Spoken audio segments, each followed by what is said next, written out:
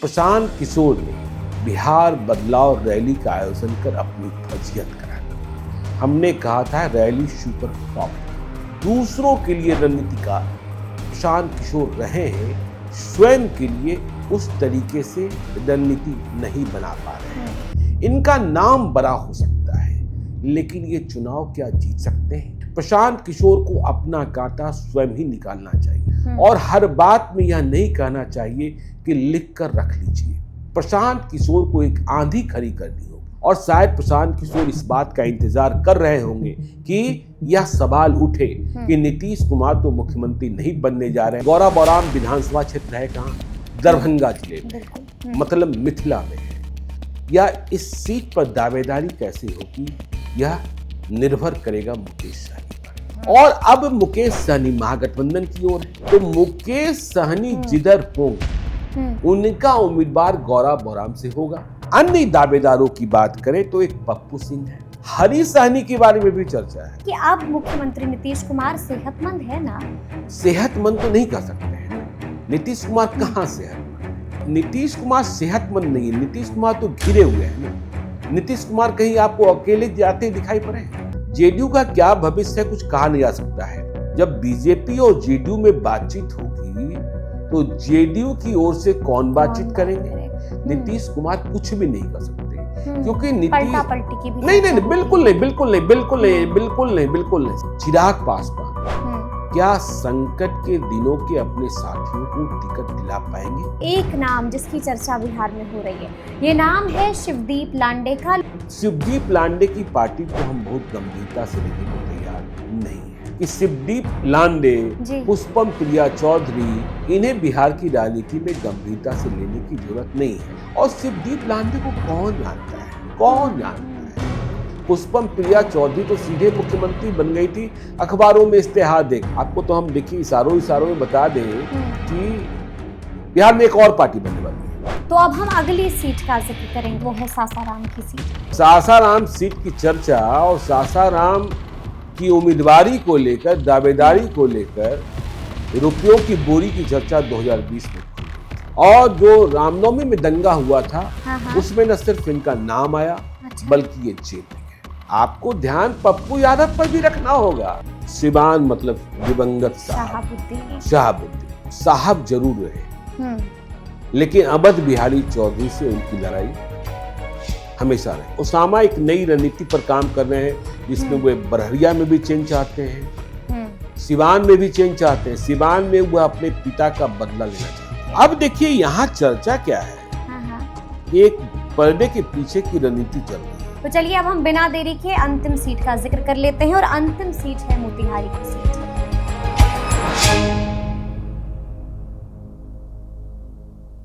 नमस्कार, हमारा नाम है समरीन और आपने देखना शुरू कर दिया है लाइव सिटीज। देखिए, राहत इंदौरी फरमाते हैं कि ना हम सफर से निकलेगा, ना हम नशी से निकलेगा, हमारे पाँव का कांटा तो सिर्फ हम ही से निकलेगा। जाहिर सी बात है, साल चुनाव का भी है तो ये कांटा जनता से ही निकलेगा।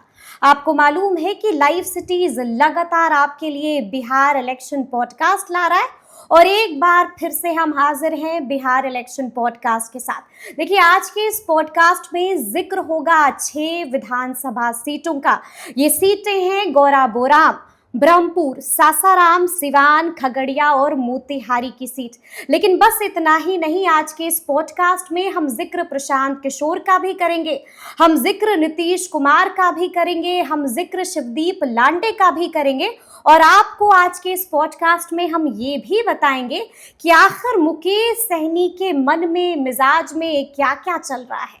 तो आइए फिर इस चर्चा की शुरुआत करते हैं और एक बार फिर से इस मुद्दे पर सीधी बातचीत करने के लिए हमारे साथ सीनियर जर्नलिस्ट ज्ञानेश्वर जी हैं।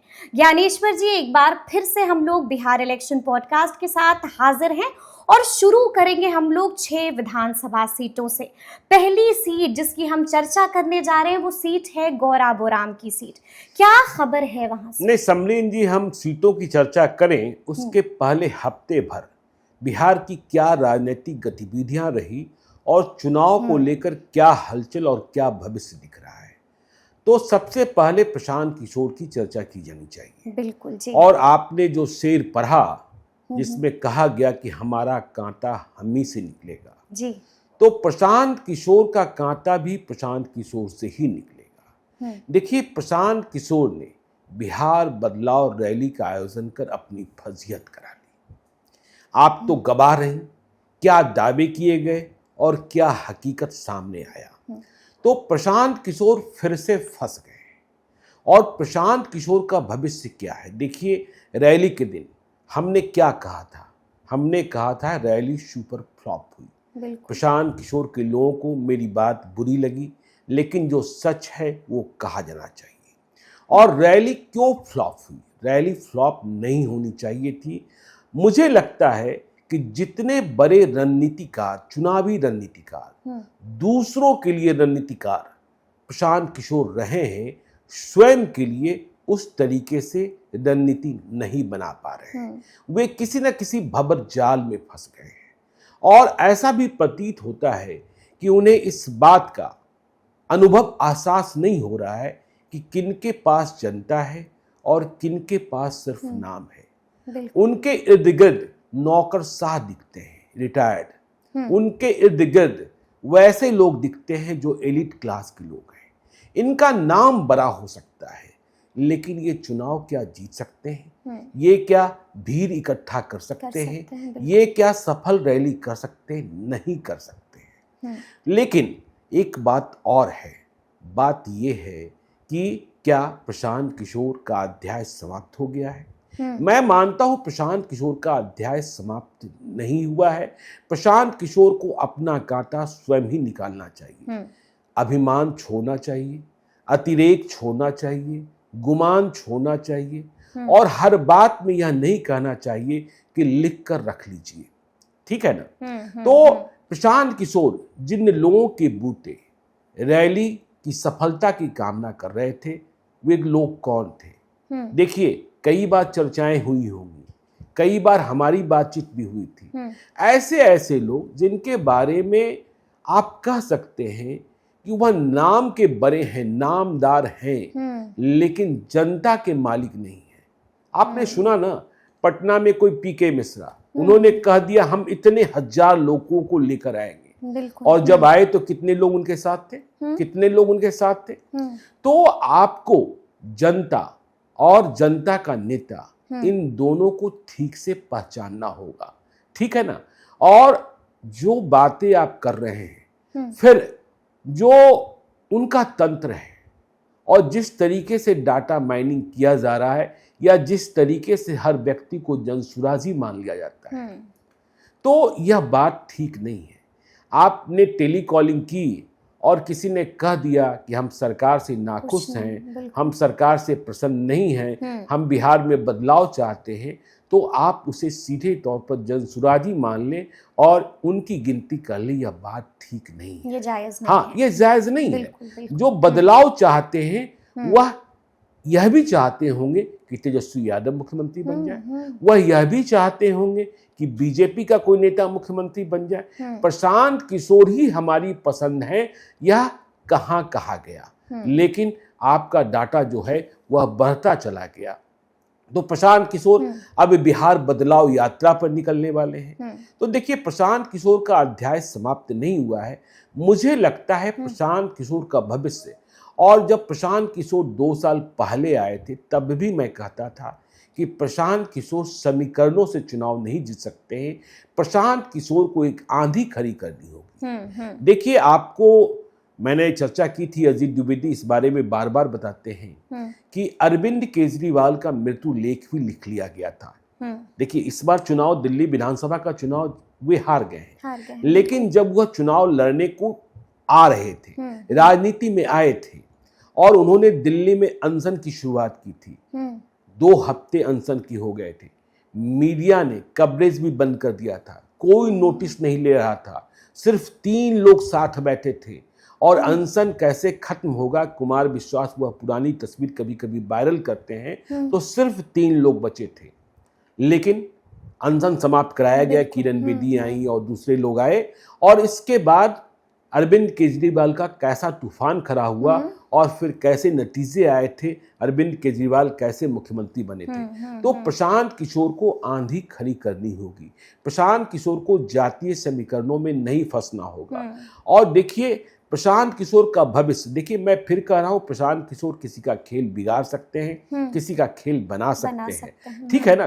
तो ये कैसे होगा और वह वक्त कब आएगा? प्रशांत किशोर शायद इस बात की भी उम्मीद कर रहे होंगे कि नीतीश कुमार और अधिक लाचार हो जाए और अधिक बेबस हो जाए, उनकी सेहत को लेकर और अधिक निगेटिव खबरें चलने लगे। देख ही रहे हैं बिल्कुल लगातार। हाँ, नीतीश कुमार आरती की थाल को नहीं संभाल पा रहे हैं, दशहरे में तीर को नहीं संभाल पा रहे हैं, राष्ट्रगान के वक्त क्या कर रहे हैं, खुद को नहीं संभाल हाँ, पा खुद रहे को हैं। संभाल नहीं पा रहे हैं। तो वैसे वक्त बिहार में एक सवाल पैदा होगा कि नीतीश कुमार नहीं तो कौन?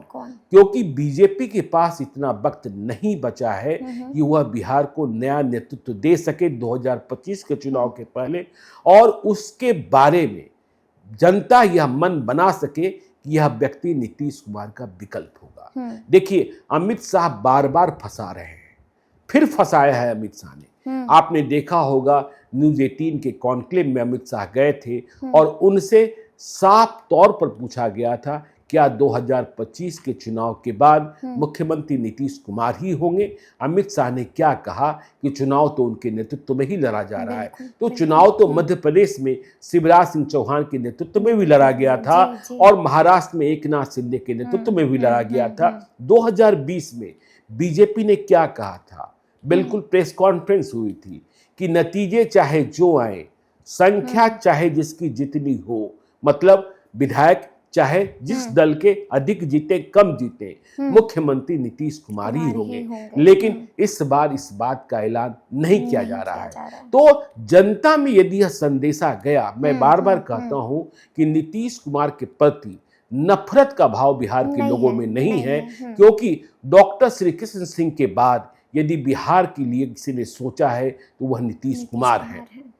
तो नफरत का भाव नहीं है, लेकिन उनके बुढ़ापे का एहसास है, और बुढ़ापे में जो उम्र जनित बीमारियां होती हैं, ऐसे में क्या वे आगे मालिक रह पाएंगे बिहार का? तो यह सोचने की बात है।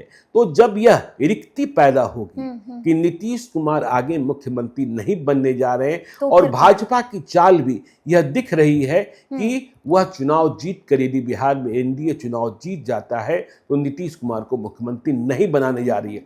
तो ऐसी स्थिति में बड़ा सवाल पैदा होगा, क्योंकि बिहार के चुनाव में लालू यादव एक फिनोमिना है। चुनाव किस मुद्दे पर लड़ा जाता है? देखिए बिहार में विकास का मुद्दा बहुत हावी नहीं होता है। बिहार में चुनाव होता है लालू यादव तेजस्वी यादव के पक्ष में, लालू यादव तेजस्वी यादव के खिलाफ में। तो लालू यादव के पक्ष में, तेजस्वी यादव के पक्ष में आरजेडी, इंडिया ब्लॉक महागठबंधन, और उनके खिलाफ कौन? नीतीश कुमार सबसे बड़े चेहरा रहे हैं। तो यदि नीतीश कुमार के बारे में यह परसेप्शन बन गया कि वह चुनाव के बाद मुख्यमंत्री नहीं बनेंगे, तो जनता के मन में यह पहला सवाल आएगा, और शायद प्रशांत किशोर इस बात का इंतजार कर रहे होंगे कि यह सवाल उठे कि नीतीश कुमार तो मुख्यमंत्री नहीं बनने जा रहे हैं, तो तेजस्वी यादव को हम वोट दें या फिर प्रशांत किशोर को वोट दे, क्योंकि बीजेपी ने किसी नेतृत्व को आगे नहीं करके रखा है। और यदि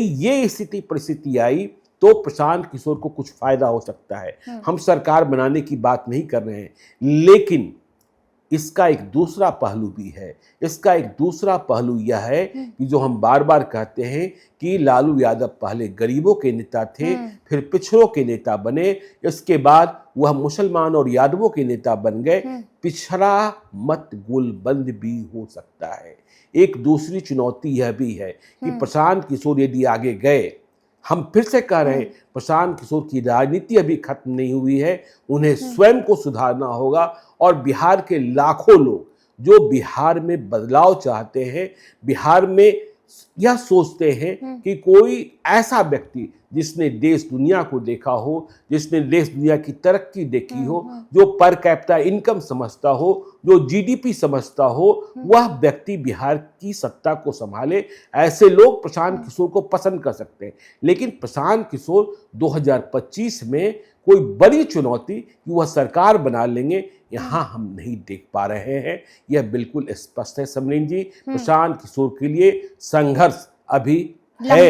हाँ, प्रशांत किशोर के लिए संघर्ष है। और प्रशांत किशोर के बारे में मेरा यह भी अभिमत है कि प्रशांत किशोर, देखिए 11 अप्रैल को पहले तो उन्हें 2 बजे ही आ जाना चाहिए था।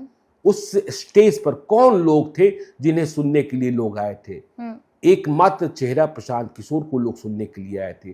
और प्रशांत किशोर भीड़ न होने का बहाना कर शाम को 6 बजे के करीब पहुंचते हैं और सबसे पहले माफी मांग लेते हैं।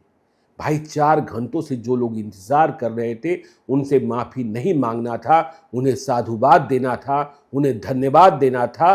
और इसके बाद आपको अपनी बात रखनी थी, वह बात जो बिहार के डेवलपमेंट का रोड मैप आप बताते हैं, बिहार का विजन आप बताते हैं, वह बात कहे बगैर आप चले गए। हाँ। तो आपको रणछोड़ नहीं बनना होगा। तो प्रशांत किशोर यदि रणछोड़ नहीं बने और जिस तरीके से गांधी मैदान छोड़कर 11 अप्रैल को चले गए, यदि वे बिहार छोड़कर नहीं गए तो 2025 न सही 2029, 2030 में वह बड़ी चुनौती बन सकते हैं। यह मेरा मत है समरीन जी। जी, तो चलिए, आपने प्रशांत किशोर का जिक्र तो कर दिया, आपने बिहार बदलाव रैली के बारे में बता दिया, लेकिन अब हम आएंगे विधानसभा सीटों की तरफ। एक एक करके हम उनकी चर्चा करेंगे। तो ऐसा कर ले कि एक सीट पर चर्चा कीजिए। हाँ। और फिर एक बार आप यह चर्चा कर लीजिए जो आप कभी मुकेश सहनी के बारे में जानना चाहती हैं, बिल्कुल नीतीश कुमार के बारे में जानना चाहती हैं। तो ठीक है, फिर हम लोग शुरू करते हैं गौरा बौराम की सीट से। तो गौरा बौराम, देखिए गौरा बौराम विधानसभा क्षेत्र है कहाँ? दरभंगा जिले में, मतलब मिथिला में है। और देखिए इस सीट का मिजाज क्या होगा या इस सीट पर दावेदारी कैसे होगी, यह निर्भर करेगा मुकेश सहनी पर। जी बिल्कुल। देखिए 2015 से हम देख रहे हैं कि इस सीट को लेकर 2015 में पहली बार गंभीरता से मुकेश सहनी नोटिस किए गए। ठीक है ना? राजनीति में उनकी पार्टी बन गई थी। और हमें ठीक से याद है कि 2015 में सबसे पहले मुकेश सहनी की बातचीत दिल्ली में अमित शाह से होती है, लेकिन बात नहीं बनती है। कुछ ही मिनटों में यह बातचीत खत्म हो जाती है। ठीक है ना? तो बातचीत नहीं बनी, बातचीत खत्म हो गई। मुकेश सहनी दिल्ली के क्लैरिजेस होटल में ठहरे हुए थे। वे पटना के लिए फ्लाइट लेते हैं। संयोग से उसी फ्लाइट में मैं भी था। ठीक है। तो मुकेश सहनी से फ्लाइट में मेरी बातचीत भी होती है। वे थोड़े से मायूस दिखते हैं, लेकिन जैसे ही पटना एयरपोर्ट पर मुकेश सहनी की लैंडिंग होती है, तब महागठबंधन बन चुका था, नीतीश कुमार के दूत, और तब प्रशांत किशोर रणनीतिकार थे। प्रशांत किशोर के दूत मुकेश सहनी को चुपके से मुख्यमंत्री निवास ले जाने के लिए एयरपोर्ट पहुंचे हुए थे। अच्छा। तो दोपहर में बातचीत हुई अमित शाह से, बात कुछ बनी नहीं, और पटना पहुंचते ही नीतीश कुमार के यहाँ चुपके से पहुंच जाते हैं। नीतीश कुमार से बातचीत होती है, लालू यादव से बातचीत होती है, और कुछ सीटों पर फैसला भी हो जाता है। लेकिन बात यहाँ फिर से बिगड़ जाती है। और बात क्यों बिगड़ती है? गौरा बौराम विधानसभा क्षेत्र को लेकर। अच्छा। क्योंकि यह मुकेश सहनी का विधानसभा क्षेत्र है। तो मुकेश सहनी इस सीट को छोड़ना नहीं चाहते हैं। मुकेश सहनी यह सीट लेना चाहते हैं। तो महागठबंधन ने वीआईपी के लिए सीटों की घोषणा कर दी, लेकिन गौरा बौराम उसमें नहीं। अब मुकेश सहनी फिर से बिदक जाते हैं। और अगले दिन पटना के मौर्य होटल में प्रेस कॉन्फ्रेंस होती है। मुकेश सहनी महागठबंधन से भी नाराज, और जैसे ही महागठबंधन से नाराज होते हैं, फिर से एनडीए, फिर से अमित शाह इन्हें लेने के लिए तैयार हो जाते हैं। लेकिन अब गौरा बौराम की सीट कैसे दी जाए? तो गौरा बौराम की सीट मिलती है एलजेपी के खाते से 2015 में, रामविलास पासवान के खाते से। मुकेश सहनी अपने भरोसेमंद विनोद बम्पर को वहां चुनाव लड़ाते हैं। विनोद बम्पर इनके बचपन के मित्र हैं, वह चुनाव हार जाते हैं। जेडीयू से मदन साहनी चुनाव लड़ते हैं, मदन साहनी चुनाव जीत जाते हैं, महागठबंधन का उम्मीदवार। तो 2015 की कहानी यह है। 2020 में मुकेश सहनी एनडीए का हिस्सा होते हैं। एनडीए में 4 पार्टियां, मुकेश सहनी, जीतनराम मांझी, जेडीयू और बीजेपी। लोजपा का राग अलग है, लोजपा विद्रोही बना हुआ था। तो बीजेपी को अपने खाते से मुकेश सहनी का सामंजन करना था। 11 सीटें मुकेश सहनी को मिलती है और उसमें गौरव बौराम की सीट भी रहती शामिल। हाँ, तो इसका आशय क्या हुआ कि 2015 में मदन सहनी जेडीयू से जीते थे, मंत्री भी बने थे, अब उन्हें गौरव बौराम छोड़ देना है। हाँ, तो जेडीयू से यह सीट बीजेपी की तरफ गई और बीजेपी ने यह सीट वीआईपी को दे दी। ठीक है, वीआईपी को दे दी। बिल्कुल। हाँ, तो मदन सहनी का क्षेत्र बदल गया। इसलिए हमने कहा कि यह क्षेत्र जो है मुकेश सहनी पर निर्भर करता है कि मुकेश सहनी किधर रहते हैं। तो मुकेश सहनी उम्मीदवार बनाते हैं स्वर्णा सिंह को, जो इंडियन रेवेन्यू सर्विस के प्राधिकारी IRS सुजीत कुमार की पत्नी है। ठीक है ना, सुजीत कुमार ने इनकी मदद की थी हर स्तर पर। और स्वर्णा सिंह, बिरकेश्वर प्रसाद सिंह BPSC के चेयरमैन हुआ करते थे, उनकी बेटी। तो यह सीट आती है मुकेश सहनी के खाते में। और 2020 में मुकेश सहनी के जो 4 उम्मीदवार चुनाव जीतते हैं उनमें स्वर्णा सिंह भी शामिल होती है। स्वर्णा सिंह भी शामिल होती है। लेकिन खेला क्या हुआ? खेला तो ये हुआ कि 4 विधायकों में एक दिवंगत हो गए, बाकी जो 3 विधायक बचे थे उन्हें बीजेपी ने तोड़ लिया। और अब मुकेश सहनी महागठबंधन की ओर है। तो मुकेश सहनी आज की तारीख में जब यह पॉडकास्ट अपलोड किया गया है वह महागठबंधन में दिख रहे हैं। लेकिन बीजेपी वाले कैसे इंतजार कर रहे हैं यह भी आपको पता है। बिल्कुल, बिल्कुल, बिल्कुल। तो बीजेपी वाले इंतजार करें तो मुकेश सहनी जिधर होंगे उनका उम्मीदवार गौरव बौराम से होगा। बिल्कुल। ठीक है। अब मुकेश सहनी यदि महागठबंधन में रहते हैं तो महागठबंधन का उम्मीदवार मुकेश सहनी की पसंद का होगा। बिल्कुल होगा। संभव है मुकेश सहनी स्वयं चुनाव न लड़े गौरव बौराम से, लेकिन उनके भाई संतोष सहनी जो आधिकारिक राष्ट्रीय अध्यक्ष हैं वह चुनाव लड़ सकते हैं, या मुकेश सहनी की पत्नी। ठीक है ना। तो यह फैसला हो सकता है, यानी कि पत्नी भी लॉन्च हो सकती है। पत्नी भी लॉन्च हो सकती है। बेटे की उम्र भी कम है, लेकिन लॉन्च तो करा ही दिया गया था राष्ट्रीय अधिवेशन में। तो मुकेश सहनी पर यह निर्भर करेगा कि मुकेश सहनी किधर है। अब मुकेश सहनी महागठबंधन में बने रह जाते हैं तो फिर एनडीए अपना प्रत्याशी देगा। तो एनडीए क्या वीआईपी से बीजेपी में शामिल हुई? विधायक स्वर्णा सिंह को फिर से टिकट देने जा रही है? यह बड़ा सवाल है। बड़ा सवाल तो है। हमारी जानकारी यह है कि स्वर्णा सिंह स्वयं चुनाव इस बार नहीं लड़ना चाहती है। अच्छा, ठीक है ना। ठीक है। स्वर्णा सिंह चुनाव नहीं लड़ना चाहती है। तो स्वर्णा सिंह चुनाव नहीं लड़ेंगी। मुकेश सहनी महागठबंधन में रहे और बीजेपी को उम्मीदवार देना रहा तो स्वर्णा सिंह के पति जो सुजीत कुमार हैं, IRS प्राधिकारी हैं, बीजेपी के बड़े नेताओं के करीब हैं, वह इस्तीफा देकर चुनाव लड़ेंगे। अच्छा, ठीक है। स्वयं सुजीत कुमार चुनाव लड़ेंगे। तो ये फैसला हो सकता है, ये फैसले की बात है, ये बात चल रही है। तो सुजीत कुमार चुनाव लड़ेंगे। लेकिन ऐसा नहीं है कि यहां बीजेपी से अकेले सुजीत कुमार ही दावेदार हैं। देखिए, सुजीत कुमार शिवहर लोकसभा क्षेत्र से भी चुनाव लड़ना चाहते थे। शिवहर पहले भाजपा की ही सीट थी, लेकिन 2024 में आपने देखा कि वह सीट नीतीश कुमार ने हासिल कर ली। रमा देवी बेटिकट हुई और लवली आनंद को जेडीयू का प्रत्याशी बनाया गया, वह चुनाव जीत गई। तो सुजीत कुमार गौरव बौराम से बीजेपी के सबसे प्रबल दावेदार है। लेकिन अन्य दावेदारों की बात करें तो एक पप्पू सिंह है। अच्छा, ठेकेदारी भी करते हैं, निवेश भी करते हैं, ब्याज का भी काम है, उधर ब्याज का काम खूब होता है। अच्छा जी। और हेलीकॉप्टर से नेताओं को बुलाते भी हैं। अच्छा, चाहे उधारी जितनी रहे। ठीक है ना। तो पप्पू सिंह हैं और यह पप्पू यादव की पार्टी से पहले चुनाव लड़ भी चुके हैं। तो ये बीजेपी में है। अब देखिए, एक श्रवण चौधरी हैं, पुणे में कुरियर का काम करते हैं। अच्छा। वह भी गौरा बौराम से चुनाव लड़ने के लिए, और उन्होंने स्वयं को उम्मीदवार घोषित कर भी रखा है, अपने को भावी विधायक मान रहे हैं बीजेपी से। अब देखिए हरीश सहनी के बारे में भी चर्चा है। अच्छा, हरीश सहनी। हाँ, हरीश सहनी, हाँ, जी, जी। जो विधान पार्षद हैं, मंत्री हैं, कि हैं। वह भी चुनाव लड़ना चाहते हैं, ठीक है ना। और देखिए अब यहाँ लोजपा के भी एक उम्मीदवार हैं, राजीव ठाकुर हैं।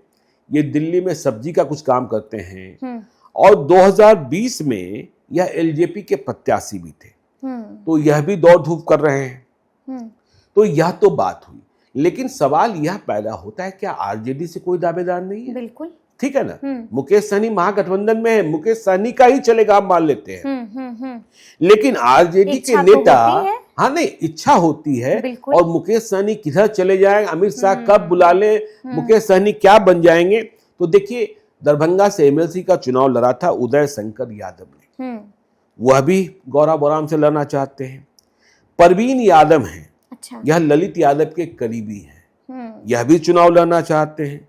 ललित यादव अपने बेटे को भी लॉन्च कराना चाहते हैं, लगातार विधायक का चुनाव जीतते रहते हैं। और अफजल अली जो हैं, वह 2020 में आरजेडी के उम्मीदवार थे, 52,000 करीब मत लाकर चुनाव हारे थे स्वर्णा सिंह से। 59,000 मत आया था स्वर्णा सिंह को।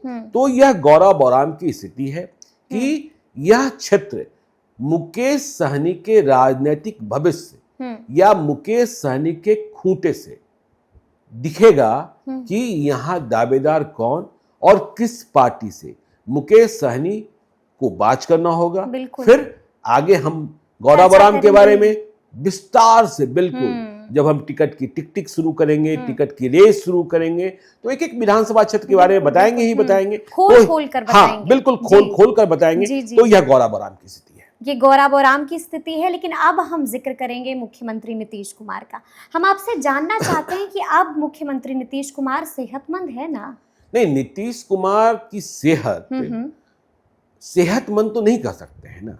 नीतीश कुमार कहाँ सेहतमंद है, और नीतीश कुमार स्वयं फैसला कर रहे हैं, यह बात भी नहीं कह सकते। अच्छा, ठीक है ना। लेकिन एक तस्वीर काफी वायरल हुई, मूसलाधार बारिश हो रही थी और मुख्यमंत्री नीतीश कुमार बाहर निकल जाते हैं, निरीक्षण करते हैं। नहीं, निरीक्षण उद्घाटन करने गए थे, तो जेपी पद का विस्तारीकरण हुआ है, ठीक है।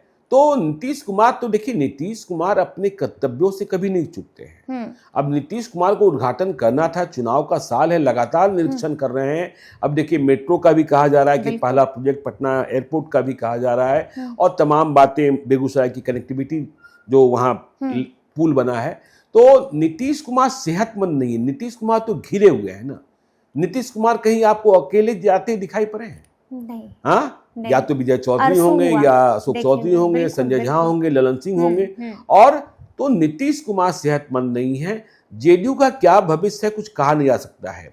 बात तो इसकी न कीजिए कि जेडीयू के लिए जब बीजेपी और जेडीयू में बातचीत होगी, तो जेडीयू की ओर से कौन बातचीत करेंगे? बीजेपी की ओर से, हाँ ठीक है ना। और नीतीश कुमार स्वयं फैसला लेने की, देखिए नीतीश कुमार जब खुद थे, तो नीतीश कुमार अमित शाह से बड़े थे, हाँ बड़े थे। नीतीश कुमार सीधे प्रधानमंत्री नरेंद्र मोदी से बातचीत करना चाहते थे, ठीक है ना, और बातचीत करते भी थे।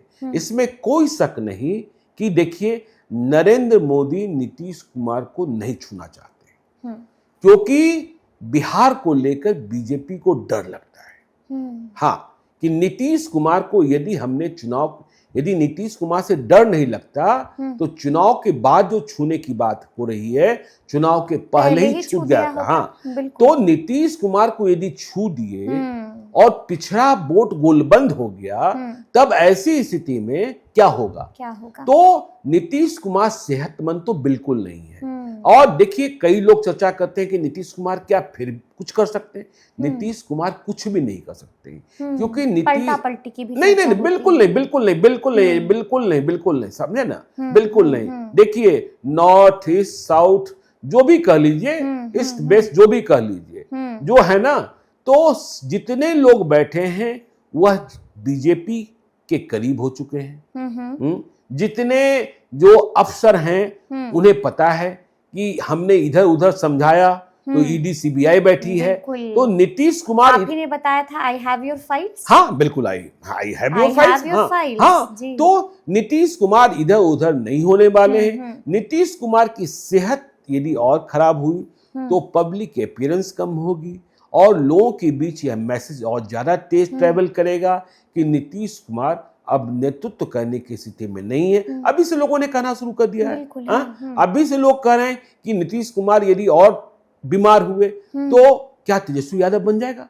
तेजस्वी यादव को रोकने के लिए किसको वोट करना चाहिए? हाँ। बीजेपी के सामने यह संकट है कि तेजस्वी यादव का, देखिए वह ग्राफ जो सी वोटर सर्वे ने किया था 41% नेतृत्व, हम फिर से कह रहे हैं पब्लिक ने यह नहीं कहा कि उनको सीएम बनाना हाँ उनको सीएम बना देना है, बिल्कुल, या आरजेडी के सारे नेताओं को जो तोप भी हैं, गोप भी हैं, ये भी हैं, वो भी हैं, उन्हें चुनाव जिता देना है। हाँ। लेकिन नीतीश बीमार हैं, तेजस्वी की पॉपुलैरिटी बढ़ी तो यह बीजेपी के लिए गंभीर खतरा है, गंभीर खतरा है। समलीन जी जी। तो चलिए अब हम अगली सीट का जिक्र कर लेते हैं, और अगली विधानसभा सीट जिसका हम जिक्र करेंगे वो है ब्रह्मपुर की सीट। देखिए यह वहां से क्या जानते हैं? हाँ देखिए, यह ब्रह्मपुर की सीट है, यह बक्सर में है।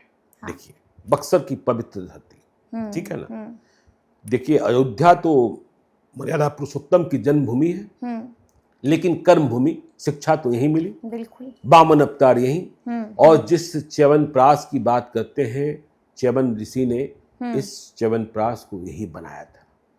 तो ब्रह्मपुर बक्सर की धड़कन है, पवित्र हाँ धरती, ठीक है ना। और आजकल बक्सर को लेकर बहुत सारे आंदोलन चल रहे हैं कि अयोध्या काशी झांकी है, बक्सर अभी बाकी है। विश्वामित्र सेना आप देख ही रहे हैं, राजकुमार चौबे पुष्प वर्षा करा रहे हैं। और आजकल बिहार सरकार में संचिकाएं भी खुल रही है कि बक्सर के जो धार्मिक स्थान हैं उन्हें कैसे विकसित किया जाए।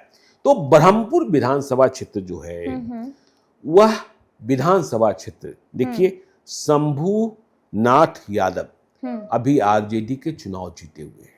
2015 में भी जीते महागठबंधन के उम्मीदवार के तौर पर, मतलब तब नीतीश कुमार, कांग्रेस और आरजेडी साथ में, और 2020 में भी जीते, ठीक है। यह शंभूनाथ यादव कौन है? यह शंभूनाथ यादव पहले लालू यादव के सरकारी सुरक्षा कर्मी हुआ करते थे। अच्छा, हाँ, गार्ड हुआ करते थे, गार्ड हुआ करते थे। अच्छा। और लालू यादव ने इन्हें विधायक बना दिया, और इन्होंने इतनी संपत्ति अर्जित कर ली, इतनी संपत्ति अर्जित कर ली, पहले की या विधायक बनने के बाद की मुझे नहीं पता, लेकिन इनके यहाँ ईडी ने दस्तक दी, प्रवर्तन निदेशालय। अच्छा। और बहुत कुछ जब्त किया गया, बहुत कुछ जब्त किया गया। तो ईडी के फेरे में यह भी फंसे हुए हैं। लेकिन ब्रह्मपुर की पहचान कैलाशपति मिश्र को भी लेकर है।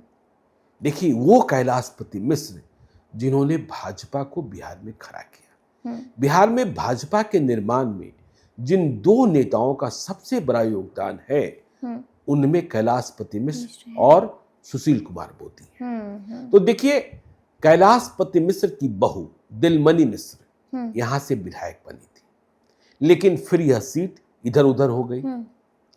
अब देखिए 2020 में क्या हुआ। कैलाशपति मिश्र की बहू दावेदार थी यहां से। अब लेकिन भाजपा की अंदरूनी राजनीति, आंतरिक राजनीति, हर पार्टियों में राजनीति होती है, टिकट नहीं देना था तो यह सीट वीआईपी को दे दी गई। अच्छा, यह सीट वीआईपी को दे दी, ठीक है ना। और वीआईपी को दे दी गई मुकेश सहनी की पार्टी को। शंभूनाथ यादव 90,176 मत लाकर फिर से चुनाव जीत गए। और दूसरे नंबर पर रहे हुलास पांडे विद्रोही चिराग पासवान की पार्टी लोक जनशक्ति पार्टी के उम्मीदवार थे, लेकिन मत आया मात्र 39,000, मतलब लंबा फासला 90,000 और 39,000। और एनडीए के उम्मीदवार, वीआईपी के उम्मीदवार जयराज चौधरी, उन्हें मत आया मात्र 30,000, मात्र 30,000। देखिए तो हुलास पांडे यहां से 2 बार अपनी किस्मत आजमा चुके और दोनों बार हार मिली जी। लेकिन 2025 में सवाल यह पैदा होता है कि चिराग पासवान क्या संकट के दिनों के अपने साथियों को टिकट दिला पाएंगे? और संकट के दिनों के साथी कौन है? हुलास पांडे के यहाँ भी ईडी की रेड हुई। बिल्कुल बिल्कुल बिल्कुल जी। उनके यहाँ भी 2 बार आपने देखा ही कि परेशान कैसे रहे। फिर भी, और देखिए उन्हें पार्लियामेंट्री बोर्ड से भी किस तरीके से रुखसत होना पड़ा था। तो इन सब के बावजूद देखिए आजकल तो कहा जाता है ईडी सीबीआई राजनेताओं का सिंगार है, ठीक है ना। तो चिराग पासवान, अब देखिए यह सीट चूंकि मुकेश सहनी आज की तारीख में तो महागठबंधन में बिल्कुल है, और 2020 में यहां एनडीए की ओर से वीआईपी का उम्मीदवार चुनाव लड़ा था। तो एनडीए में इस सीट की वैकेंसी हो गई, तो अब यह सीट बीजेपी को मिलती है, यह सीट एलजेपीआर, हाँ यह सीट एलजेपीआर को मिलती है। तो ये बड़ा सवाल है।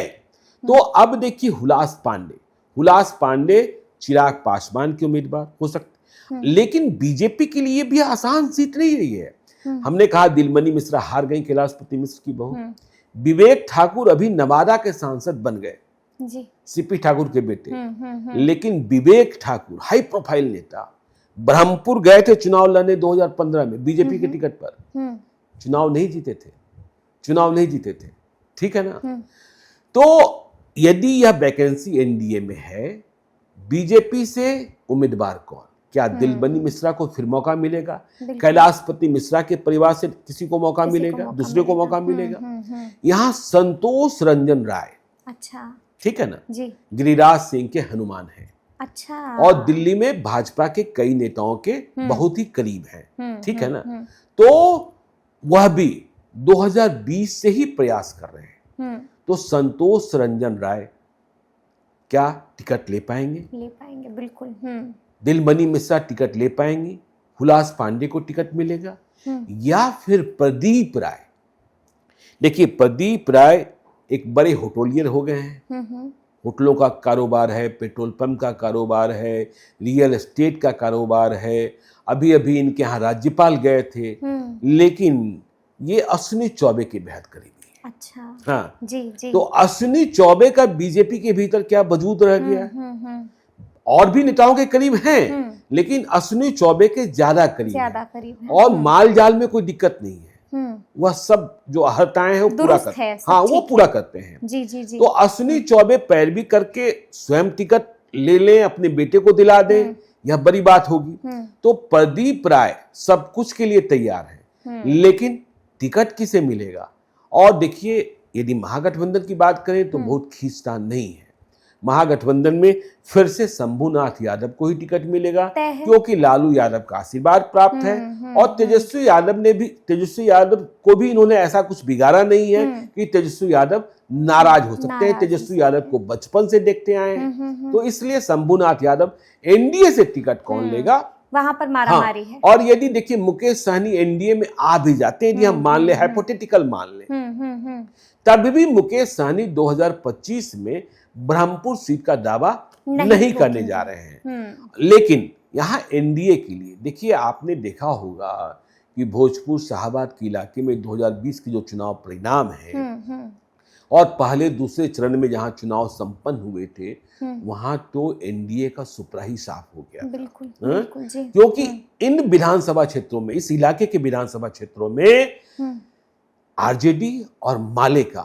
जो हम बार बार कहते हैं, कांग्रेस का डेडली कॉम्बिनेशन है। तो उम्मीदवार कौन, इसके पत्ते भी, और कौन मजबूत, ग्राउंड जीरो से भी बताएंगे कि टक्कर में कैलाशपति मिश्र के परिवार से कोई, संतोष रंजन राय, प्रदीप राय, हुलास पांडे, कौन आगे कौन पीछे, इसकी जानकारी देंगे। क्योंकि सभी पार्टियों के लिए सर्वे एजेंसियां भी लगातार रिपोर्ट तैयार कर रही है। उन सर्वे एजेंसियों के कई प्रतिनिधियों से हमारी पिछली दिल्ली यात्रा में मुलाकात भी हुई थी, और उनसे भी हमने कुछ फीडबैक हासिल किया था।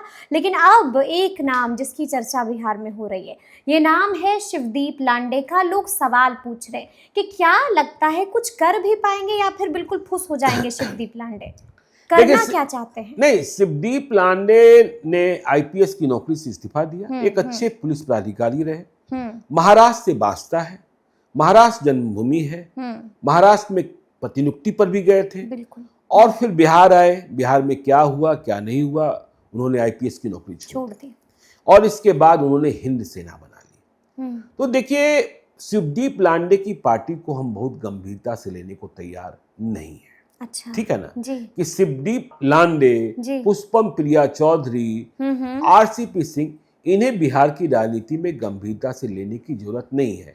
इन लोगों की जो कुछ राजनीति थी उन सबों को समेटते हुए, इसमें थोड़ा सा आरसीपी सिंह को अलग रखेंगे, लेकिन पुष्पम प्रिया चौधरी, शिवदीप लांडे, इन सबों का जो कुछ भी स्पेस था वह सारे स्पेस प्रशांत किशोर ग्रहण कर चुके हैं। और शिवदीप लांडे ने तो इतनी बड़ी बातें कह दी, 243 विधानसभा क्षेत्रों में चुनाव लड़ेंगे। देखिए, पार्टियों की लॉन्चिंग जब होटल के बंद कमरे में हो तो बात समझ जाइए।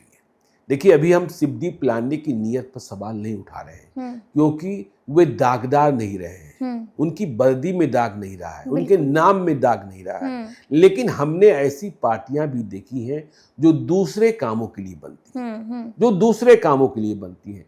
तो शिवदीप लांडे को कोई गंभीरता से उन्हें 243 विधानसभा क्षेत्रों में उम्मीदवार मिल जाएंगे, मुझे इस पर भी संदेह है, मुझे इस पर भी संदेह। और शिवदीप लांडे को कौन जानता है, कौन जानता है?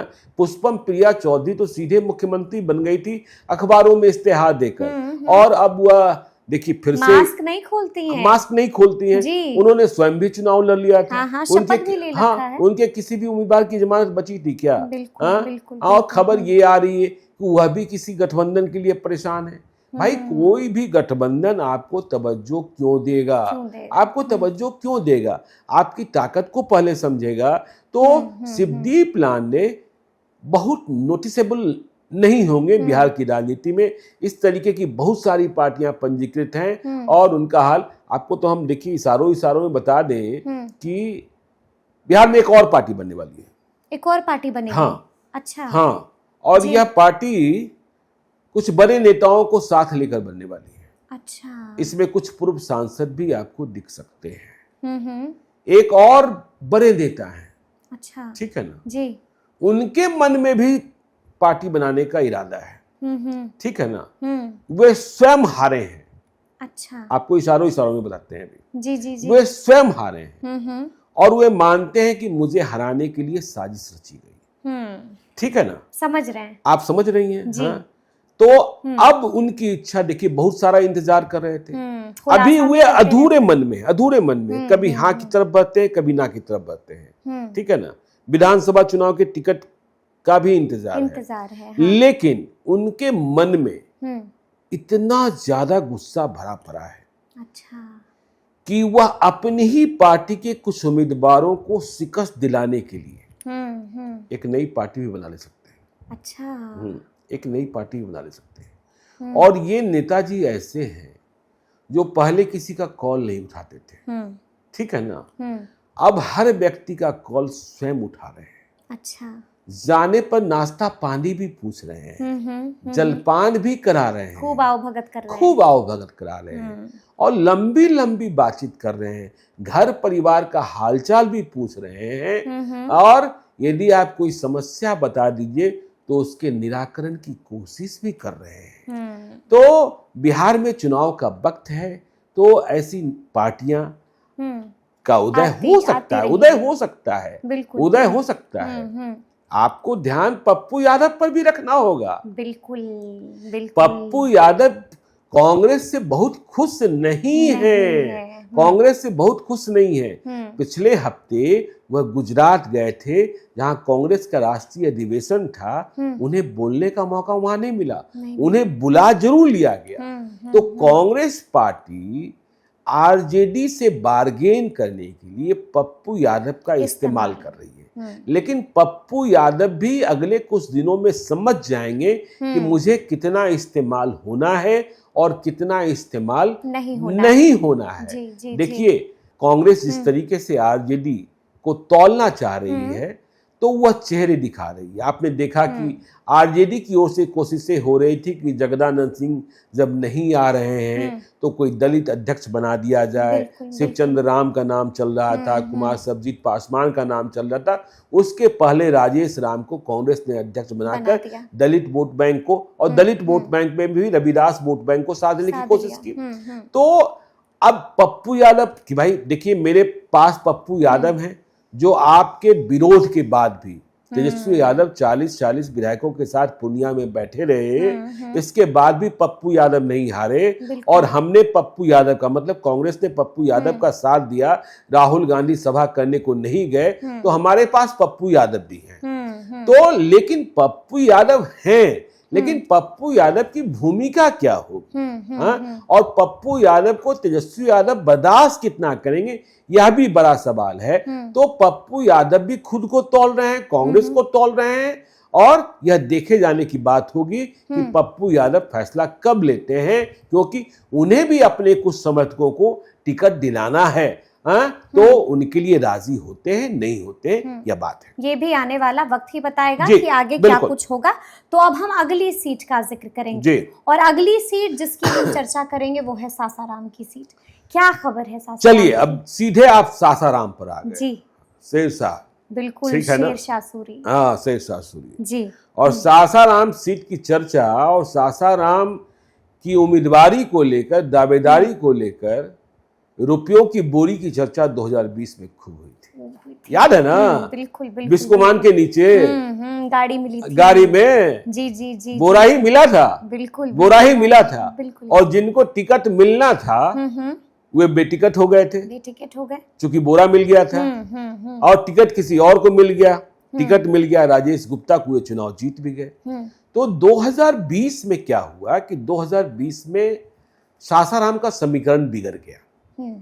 देखिए क्या था कि 2015 में अशोक कुशवाहा यहां चुनाव जीते थे आरजेडी के उम्मीदवार की हैसियत से, ठीक है ना? बिल्कुल। लेकिन लवकुश राजनीति के जनक नीतीश कुमार और 2 बार के विधायक थे अशोक कुशवाहा, 2020 के विधानसभा चुनाव के पहले यह जेडीयू में ही शामिल हो गए। और देखिए सासाराम की जो सीट थी वह परंपरागत सीट एनडीए में, वह परंपरागत सीट रही बीजेपी की। तो यह सीट अब जेडीयू की हो गई 2020 में, क्योंकि अशोक कुशवाहा इधर आ गए। और अशोक कुशवाहा जब इधर आए तो आरजेडी ने नया उम्मीदवार तलाशा, उसी नए उम्मीदवार के चयन की प्रक्रिया में नोटों का बोरा मिल गया। बिल्कुल जी जी जी। तो बीजेपी की दावेदारी खत्म हो गई 2020 में। राजेश गुप्ता 83,303 मत लाकर चुनाव जीत गए आरजेडी के। अशोक कुशवाहा जो आरजेडी छोड़कर जेडीयू आए थे वह चुनाव हार गए। जेडीयू का टिकट लेने के बाद भी 56,880 मत आया, करीब 26,000 मतों से। और देखिए यहां रामेश्वर चौरसिया भी चुनाव लड़ गए थे, पुराने बीजेपी नेता, बीजेपी के राष्ट्रीय मंत्री, और कहां चले गए थे, कहां हो गए निर्यात, चिराग पासवान की पार्टी में, एलजेपी से। तो इनको 21,426 मत, ठीक है। तो रामेश्वर चौरसिया का कोई सीन तो बनता नहीं दिख रहा है, आजकल वो सीन से बाहर है। अब 2025 की बात करें तो जेडीयू तो यह सीट हार गई 2020 में, बिल्कुल। तो 2025 में क्या यह सीट जेडीयू के पास फिर से रहेगी, यह बड़ा सवाल है, क्योंकि यह सीट बीजेपी लेना चाह रही है, पुरानी सीट है। और बीजेपी से यहां जवाहर प्रसाद 5 बार विधायक बने, ठीक है ना जी। और कट्टर हिंदूवादी, अच्छा, कट्टर हिंदूवादी, समझे ना, काटने वाले हिंदूवादी, काटने वाले हिंदूवादी 5 बार रहे। और जो रामनवमी में दंगा हुआ था, उसमें न सिर्फ इनका नाम आया, बल्कि ये जेल भी गए, जेल भी गए। तो जवाहर प्रसाद शायद स्वयं चुनाव न लड़े, वह अपने परिवार के किसी व्यक्ति को चुनाव लड़ना चाहते हैं। अच्छा। लेकिन यह सीट तब एनडीए में जब सीटों की अदला बदली की बात होगी तो सीट बीजेपी को वापस लेनी होगी। बीजेपी को वापस लेनी होगी तो यह सीट जेडीयू से छीनी जाएगी। तो फिर अशोक कुशवाहा क्या करेंगे, यह भी बड़ा सवाल होगा। बिल्कुल। राजेश गुप्ता चुनाव जीत गए थे। तो यहाँ पहले यह देखना होगा कि एनडीए में यह सीट जो बीजेपी छीनने की कोशिश कर रही है, बीजेपी के पास रहती है नहीं रहती है, बीजेपी के पास आ जाती है तो क्या जवाहर प्रसाद के परिवार के किसी व्यक्ति को या किसी और को, या फिर जेडीयू के पास रहती है तो जेडीयू फिर से अशोक कुशवाहा को एक मौका देती है क्योंकि वह आरजेडी छोड़कर, वैसे कहने वाले लोग कहते हैं कि 2015 में महागठबंधन से जीते थे, जेडीयू वालों ने ही इन्हें आरजेडी का टिकट दिला दिया था। अच्छा जी, तो सासाराम की यह स्थिति है। सासाराम को लेकर और भी अपडेट करना होगा, जो आप कह रही हैं, बार बार पत्ता पत्ता खोलेंगे, सब कुछ बताएंगे, ग्राउंड जीरो से बताएंगे कि वहां किस उम्मीदवार की सबसे अधिक चर्चा है, उनकी शक्ति क्या है, उनकी कमजोरी क्या है, उनके अवसर क्या है, उनकी चुनौतियां क्या है, सब कुछ बताएंगे। देखिए, हम जिक्र प्रशांत किशोर का भी करेंगे, मुकेश सहनी के मन में क्या है उस पर भी जाएंगे, लेकिन उससे पहले एक और विधानसभा सीट है। अच्छा। जो हॉट सीट रहती है, जिसकी चर्चा हम जरूर करना चाहेंगे। बिना देरी के हम बात कर रहे हैं सिवान विधानसभा सीट की। क्या खबर है, क्या सुगबुगाहट है सिवान में?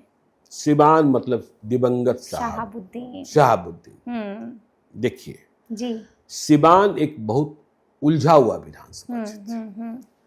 शहाबुद्दीन साहब जरूर रहे, लेकिन अवध बिहारी चौधरी से उनकी लड़ाई हमेशा रही। दोनों आरजेडी, जग जाहिर है, दोनों आरजेडी। अब तो शहाबुद्दीन है नहीं, और शहाबुद्दीन का परिवार, देखिए शहाबुद्दीन जब सांसद बने तो फिर सांसद ही बनते रहे, शहाबुद्दीन कभी नहीं हारे। बिल्कुल। हिना साहब भी सांसद का ही चुनाव लड़े, लेकिन हर बार हारी। इस बार संभव यह है कि शहाबुद्दीन के बेटे ओसामा साहब विधानसभा का चुनाव लड़े, ठीक है ना? बिल्कुल, हाँ। विधानसभा का चुनाव हुआ रघुनाथपुर से, उनके ही जीते हुए हैं, लड़ सकते हैं, लेकिन देखना होगा कि वहां भी कैसे लड़ाई फंसाई जाएगी, क्योंकि रईस खान, बिल्कुल, खान ब्रदर्स हैं, हाँ, ठीक है ना?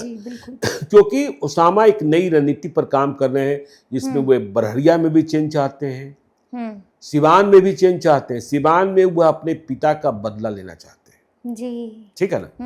अवध बिहारी चौधरी से शहाबुद्दीन के अलावा, देखिए शहाबुद्दीन ने 2015 में महागठबंधन, देखिए शहाबुद्दीन तो जेल में ही थे, लेकिन शहाबुद्दीन की जिद इतनी गहरी थी कि अवध बिहारी चौधरी को बेटिकट कर दिया गया था। 2015 में टिकट नहीं मिला था, बिल्कुल, याद रखिएगा। 2015 में अवध बिहारी चौधरी को आरजेडी का टिकट नहीं मिला, और एक गुमनाम सा चेहरा शहाबुद्दीन के समर्थक बबलू चौहान उर्फ बबलू शाह को सिवान का टिकट आरजेडी का दे दिया गया था। अवध बिहारी चौधरी निर्दलीय लड़ गए थे, और तब हिंदू बनकर लड़े थे। जी जी जी, ठीक है ना? अच्छा, हिंदू बनकर लड़े थे, ठीक है ना? वहां चुनाव का रंग दूसरा हो गया था। लेकिन इसके बाद भी अवध बिहारी चौधरी, जो लगातार चुनाव जीत रहे थे, आरजेडी का टिकट नहीं मिला तो वह तीसरे स्थान पर चले गए थे, और उन्हें मात्र 28,000 मत आए थे, ठीक है ना? वहां जीत गए थे बीजेपी के व्यासदेव प्रसाद, व्यासदेव कुशवाहा भी कर सकते हैं, 55,156 मत लाकर। अच्छा। और शहाबुद्दीन ने जिसे टिकट दिलाया था अवध बिहारी चौधरी को बेटिकट कराकर, बबलू चौहान उर्फ बबलू शाह, 51,623 मत लाकर, मतलब करीब 4,000 मतों से जीत हार का गुड्डा। हाँ, सिर्फ 4,000। जी जी जी। लेकिन जब शहाबुद्दीन और कमजोर हुए, फिर जो स्थितियां हुई आपको पता ही है। 2020 में अवध बिहारी चौधरी को फिर से टिकट मिला आरजेडी का, तो आरजेडी से वह फिर से चुनाव जीत गए, विधानसभा का अध्यक्ष बने।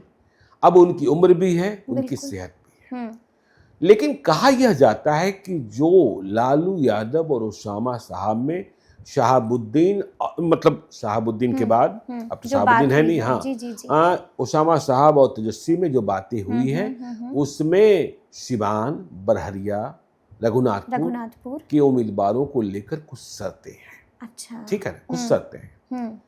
वैसे सिवान पर राजद नेतृत्व ने हामी नहीं भरी है कि अवध बिहारी चौधरी को नहीं लड़ाया जाएगा, लेकिन ओसामा साहब के मन में पिता का बैर, पिता से जो अदावत रही अवध बिहारी चौधरी की, उसका बदला एन केन प्रकारेण लेना है, ध्येय है। अच्छा। तो 2015 की कहानी तो बता दी भाई। देखिए 2024 में जब अवध बिहारी चौधरी और हिना साहब दोनों चुनाव लड़ रहे थे लोकसभा का, अवध बिहारी चौधरी को टिकट मिला। अवध बिहारी चौधरी अपने सिवान विधानसभा क्षेत्र में भी बहुत बुरे तरीके से पिछड़ गए थे। बिल्कुल। 2020 में जब अवध बिहारी चौधरी फिर से आरजेडी के उम्मीदवार हो गए तो चुनाव जीत गए 76,785 मत लाकर। और ओम प्रकाश यादव जो कभी सांसद बने, जिन्होंने हिना साहब को पहली बार हराया, और वह ओम प्रकाश, हाँ निर्दलीय जीते थे खटिया चाप पर, हाँ, बिल्कुल। और वह ओम प्रकाश यादव थप्पड़ कान, साहबुद्दीन ने एक थप्पड़ मारा था और ओम प्रकाश यादव सांसद बन गए थे। वह 74,812 मत लाकर हारे थे। मतलब अवध बिहारी चौधरी 2020 में भी 2000 से भी कम मतों से चुनाव जीते। तो 2025 में क्या होगा? अवध बिहारी चौधरी को टिकट मिलता है, नहीं मिलता, यह देखने की बात होगी। बिल्कुल।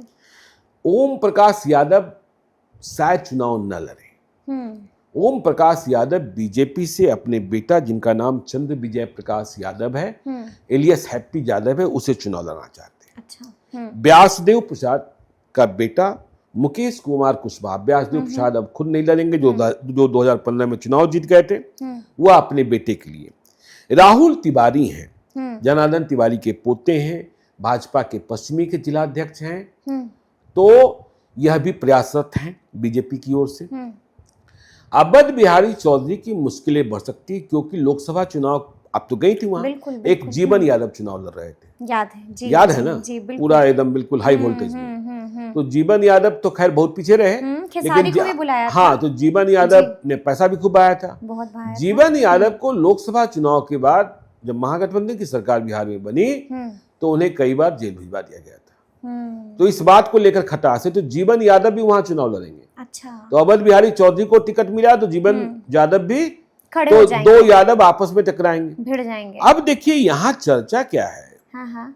एक पर्दे के पीछे की रणनीति चल रही है। अच्छा। बंटी सिंह, याद है ना? बंटी सिंह, बंटी सिंह, अजय सिंह वाले बंटी सिंह, बिल्कुल बिल्कुल। हाँ भाई, आनंद मोहन वाले बंटी सिंह, और लोकसभा चुनाव में हिना साहब वाले बंटी सिंह, बिल्कुल बिल्कुल। हाँ, कि वे चुनाव लड़ने की तैयारी कर रहे हैं सीवान में। तो 2 यादवों की भिड़ंत। हाँ, तो बंटी सिंह को क्या प्रतापपुर से आशीर्वाद मिल गया है? बिल्कुल। हाँ, यानी कि शहाबुद्दीन परिवार से आशीर्वाद मिल गया है। हाँ, यह समझने की बात होगी। और अजय सिंह के सांसद प्रतिनिधि रहकर वो चप्पा जान चुके हैं। बिल्कुल, चप्पा जान चुके हैं, तो काफी एक्टिव रहते हैं। तो बंटी सिंह चुनाव लड़कर किसे परेशान करेंगे? क्योंकि हमने आपको बताया कि अवध बिहारी चौधरी 2020 में 2000 से भी कम मतों से हारे, तो जीते, माफ कीजिएगा, जीते। और 2015 में तो तीसरे नंबर पर चले गए, जब वो बेटिकट हुए। 2024 में भी अपने ही विधानसभा क्षेत्र में पिछड़ गए। तो ये स्थिति सीवान को लेकर जब और जानकारी हम जुटा लेंगे तो अपने पाठकों को जरूर बताएंगे। देखिए, अब दर्शकों को देखिए, हम बिल्कुल दर्शकों को जरूर बताएंगे। लेकिन अब हम आपसे जिक्र करना चाहेंगे, क्योंकि लगातार हम बता रहे हैं कि इसका क्या होगा, कहां से क्या खबर है। मेरा एक सवाल प्रशांत किशोर से जुड़ा हुआ है, क्या लगता है आपको आगे प्रशांत किशोर की रणनीति क्या कुछ होगी? क्योंकि लगातार गलतियां तो हो रही है। नहीं, प्रशांत किशोर के बारे में तो हमने आपको प्रारंभ में बता दिया कि प्रशांत किशोर अपनी गलतियां सुधारें, रणनीति को ठीक करें, वह समझें चुनाव की रणनीति को। तो प्रशांत किशोर के बारे में तो स्थिति स्पष्ट है, हमने आपको पहले ही बताया, यानी कि सुधार की बहुत सारी हाँ बिल्कुल, हाँ, यदि आंधी पैदा कर पाएंगे तो टिक पाएंगे, नहीं तो फिर खत्म हो जाएंगे, फ्लॉप हो जाएंगे। तो चलिए बिना देरी के अगली विधानसभा सीट का चर्चा कर लेते हैं। और अगली विधानसभा सीट जिसकी हम चर्चा करेंगे वो है खगड़िया की सीट। देखिए, खगड़िया ने तो चौंका दिया था 2020 में। खगड़िया में कांग्रेस 2020 में चुनाव जीत जाएगी, छत्रपति यादव, इस बात की उम्मीद ही नहीं थी। लेकिन नतीजे चौंकाने वाले गए। कांग्रेस का नेतृत्व भी नहीं मान रहा था कि हम वहां जीत रहे हैं, सीट निकल रही है। लेकिन छत्रपति यादव वहां 46,900 मत लाकर चुनाव जीत गए और 4 बार से चुनाव जीत रही।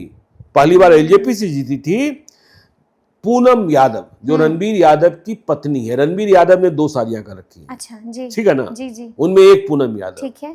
तो यह चुनाव हार गई। 43,000, मतलब 2000 से कुछ अधिक मतों से जीत हार का फैसला हुआ था। तो पूनम यादव क्यों हार गई? बिल्कुल, क्योंकि यहां चिराग पासवान ने कांटा फंसा दिया था। रेणु कुशवाहा जो सांसद भी रही, पूर्व उद्योग मंत्री भी रही, वह एलजेपी की उम्मीदवार थी और 20,719 मत ले आई थी। तो अब रेणु कुशवाहा किसी पार्टी में नहीं है, अभी उनका वर्तमान पिन कोड क्या है मुझे नहीं पता, हाँ, पॉलिटिकल पिन कोड क्या है मुझे नहीं पता, ठीक है ना। तो अब यह सीट, अब देखिए छत्रपति यादव कौन थे। छत्रपति यादव ने जीत कर चौंकाया। जो छत्रपति यादव हैं वह देखिए एक स्वतंत्र पत्रकार थे। अच्छा, ठीक है ना, पत्रकारिता करते थे हसनपुर में। अच्छा, इनके पिताजी मंत्री जरूर रहे थे। तो ये पत्रकारिता करते थे और यह चुनाव लड़ने की तैयारी हसनपुर से कर रहे थे। लेकिन जब यह बात हुई कि महुआ छोड़कर तेज प्रताप यादव हसनपुर जा रहे हैं तो इन्हें यह सीट छोड़ देनी पड़ी। रहने वाले मूल रूप से अलौली के छत्रपति, लेकिन वह सुरक्षित विधानसभा क्षेत्र।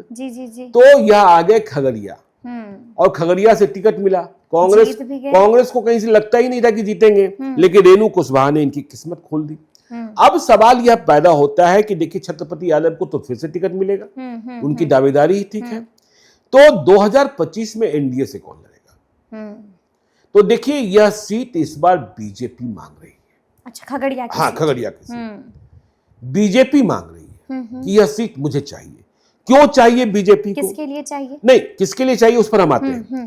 क्यों चाहिए कि बीजेपी का कहना है कि पिछले 34 वर्षों से हमने खगड़िया लोकसभा का चुनाव नहीं लड़ा है, और पिछले 20 वर्षों से, एक परबत्ता को छोड़ दीजिए, बीच का अपवाद है, ठीक है ना, हमने पिछले 20 वर्षों से खगड़िया के किसी विधानसभा क्षेत्र का चुनाव नहीं लड़ा है। अच्छा। एक परबत्ता का बात छोड़, तो खगड़िया में हमारी हिस्सेदारी चाहिए।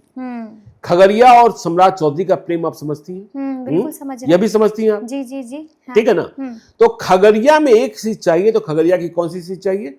हमें सबसे पहले शहर पर कब्जा करना है। तो यह सीट बीजेपी मांग रही है, ठीक है।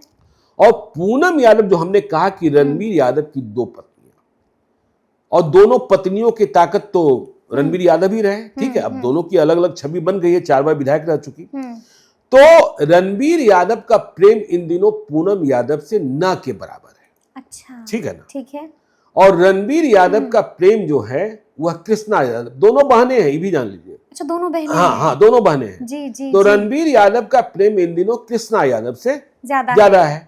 कृष्णा यादव जिला परिषद की चेयरपर्सन भी रही हैं। कृष्णा यादव सांसद का चुनाव भी लड़ी हैं, हार गई हैं। ठीक है। तो पूनम यादव की चिंता शायद बहुत नहीं है, लेकिन कृष्णा यादव की चिंता है, अभी ज्यादा है। हाँ, अभी ज्यादा है। हाँ। तो कृष्णा यादव को रणवीर यादव बेलदौर से निर्दलीय चुनाव लड़ाने की तैयारी करा रहे हैं, ऐसी खबरें हैं। अब आपने सवाल यह पैदा किया कि भाई किसके लिए बीजेपी? हाँ, तो बीजेपी संजय खंडेलिया के लिए। अच्छा, संजय खंडेलिया बीजेपी से बहुत लंबे समय से जुड़े हैं, और बीजेपी के सारे नेता, और 2024 में राजेश वर्मा जो नए उम्मीदवार थे लोजपा के, एलजेपी, बिल्कुल खगड़िया से, भागलपुर से आए सांसद, हाँ, और कहा जा रहा था कितना कठिन है। तो पूरा प्रबंधन, पूरी रणनीति खगड़िया में अपने ही गठबंधन के कई लोग दगा दे रहे थे, और बाहरी भीतरी। तो संजय खंडेलिया की शुरुआत भाजपा में, देखिए पहली बार राधा मोहन सिंह जब अध्यक्ष थे तो इन्हें उद्योग मंच का प्रभारी बनाया गया था। अच्छा। तो संजय खंडेलिया का घर वहां है। संजय खंडेलिया की मां और पत्नी दोनों काउंसलर रही हैं। अच्छा। और पिछले बार वह चेयरपर्सन का चुनाव भी लड़ना चाह रहे थे, लेकिन सीट रिजर्व हो गई, तो इसलिए नहीं लड़ पाए थे। ठीक है। तो संजय खंडेलिया को बीजेपी को खगड़िया में चुनाव लड़ाना है, इसलिए तो संजय खंडेलिया के लिए, अब संजय खंडेलिया सर्वगुटीय हैं, ठीक है ना, तो समर्थन प्राप्त है।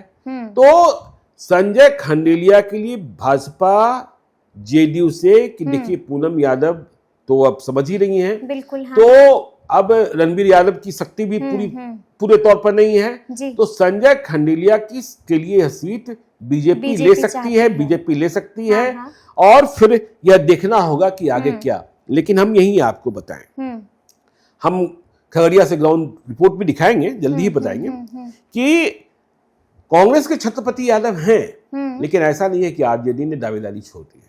अच्छा, ठीक है, आरजेडी भी चाहती है। तो मनोहर यादव है जिला अध्यक्ष है, पहले कभी यह पप्पू यादव के हनुमान हुआ करते थे। अच्छा, ठीक है जी जी। तो मनोहर यादव भी दावेदारी कर रहे हैं।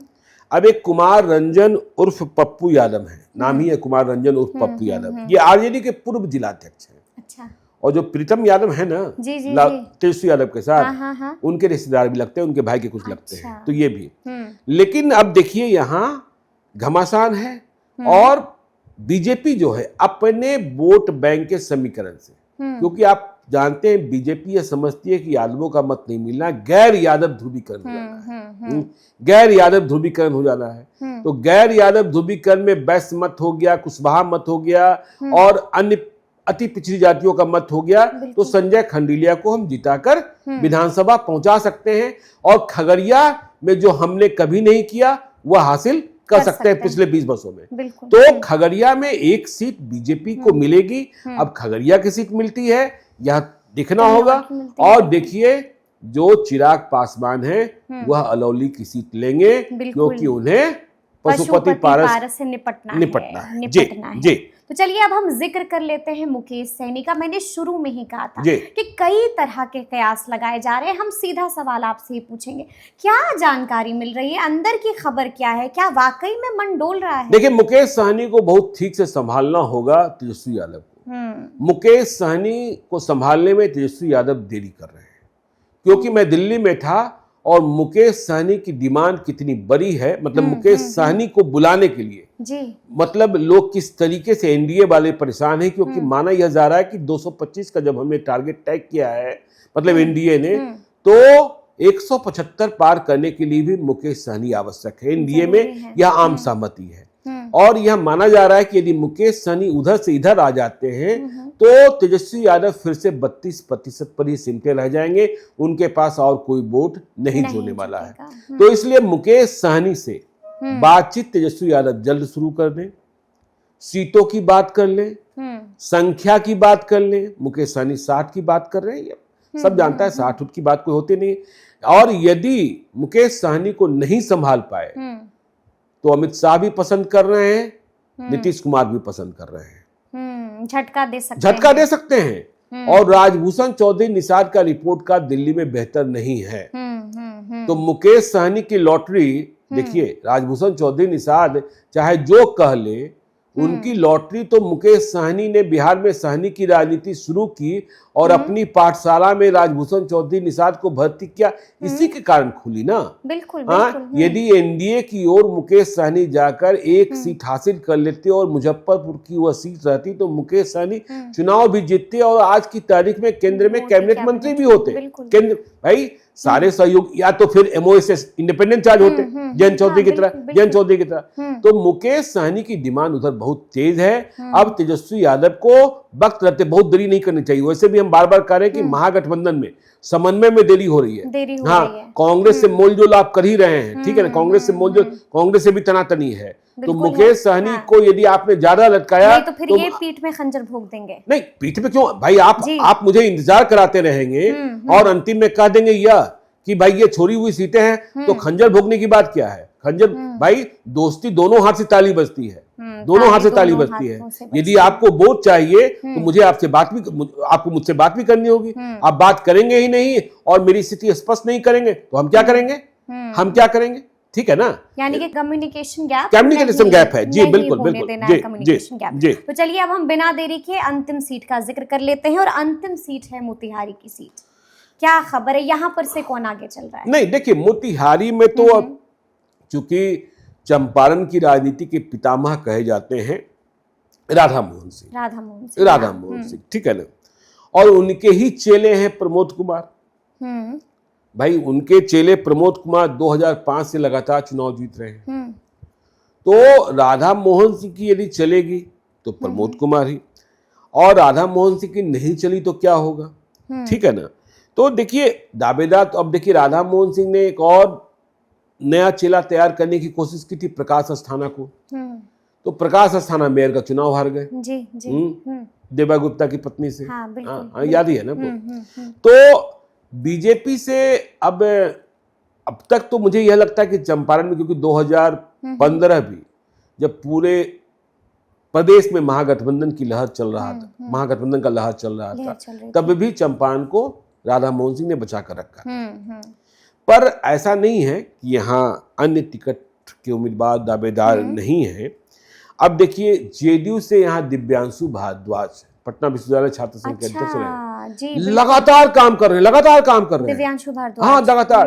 अब मतलब अभी तो खेल का इतना बड़ा टूर्नामेंट उन्होंने करा दिया, और इस बात पर एडमेंट है कि मुझे चुनाव लड़ना है। अच्छा, इस बात पर एडमेंट है कि मुझे चुनाव लड़ना है। तो जब कोई व्यक्ति इस पर आ जाए कि चुनाव लड़ना ही लड़ना है, हाँ, लड़के रहेगा। तो अब दिव्यांशु भारद्वाज को देखना होगा। प्रकाश अस्थाना की बात हमने कही थी, प्रमोद कुमार उनके चेले हमने कही दिया। अब देखिए सुमित शशांक, बिल्कुल देखिए एक मुखर, हाँ, मोतिहारी की राजनीति में छतौनी का बड़ा महत्व हो जाता है। तो जो सुमित शशांक हैं छतौनी से, अब देखिए बिल्कुल ग्रास रूट से आए और सारे समीकरणों को समझते हैं। नेतृत्व का विश्वास प्राप्त आप पटना में देखते ही। लेकिन अब देखिए राधा मोहन सिंह का आशीर्वाद कितना मिलेगा ये समझने की बात होगी। लेकिन जब कभी भाजपा को अपने मुद्दों को कहीं ठीक से रखना होता है तो किन प्रवक्ताओं की बात होती है? नीरज कुमार, कुंतल कृष्णा, सुमित शशांक। और जहां सनातनी मुद्दों को रखने की बात हो तो वहां सुमित शशांक और ज्यादा प्रखर और मुखर तरीके से। और पढ़ाई लिखाई तो बिल्कुल मतलब सनातन वाली बातें। और फिर आपने देखा ही कि भाई पढ़ाई करने के बाद वह यूपीएससी के छात्रों को कई कोचिंग संस्थानों में पढ़ाते रहे। टीचर तो हाँ, टीचर भी हैं। तो सुमित शशांक जाति से कास्ट हैं, जो मेरी जानकारी है।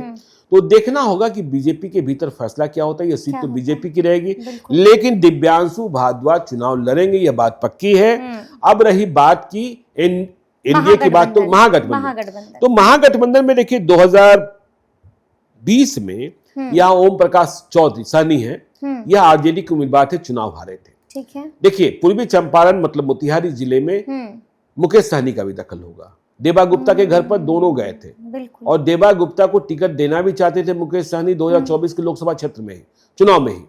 तो देबा गुप्ता यदि चुनाव लड़ते हैं मोतिहारी से, या उनकी पत्नी चुनाव लड़ती हैं, बहुत कांटे की टक्कर होगी, इसमें कोई शक नहीं है। वैसे देबा गुप्ता का जो रिकॉर्ड है, जो पुलिस रिकॉर्ड है, वह खराब है, वह खराब है, ठीक है ना, वह खराब है। लेकिन राजनीति में हमने कहा है कि ये सब श्रृंगार होते हैं, और आपको साम दाम दंड भेंट सबसे लड़ना होता है। विनोद श्रीवास्तव जो लालू यादव के कभी पीए रहे, वह देखिए वह भी 2001 बार विधानसभा का चुनाव लड़ चुके हैं, सांसद का चुनाव लड़ चुके हैं। तो उनकी दावेदारी भी बनती है, वह भी प्रयास करेंगे। लेकिन वक्त थोड़ा सा है, हम आपको बताएंगे पूरी रिपोर्ट कार्ड। चलिए, तो फिलहाल के लिए बिहार इलेक्शन पॉडकास्ट में सिर्फ इतना ही। तो फिर ये पूरी चर्चा, पूरी बातचीत आपको कैसी लगी है, कमेंट करके हमें जरूर बताइएगा। तो ऐसे तमाम अपडेट्स के लिए बिल्कुल ऐसे ही हमारे साथ बने रहिएगा और देखते रहिएगा लाइव सिटीज। बहुत शुक्रिया।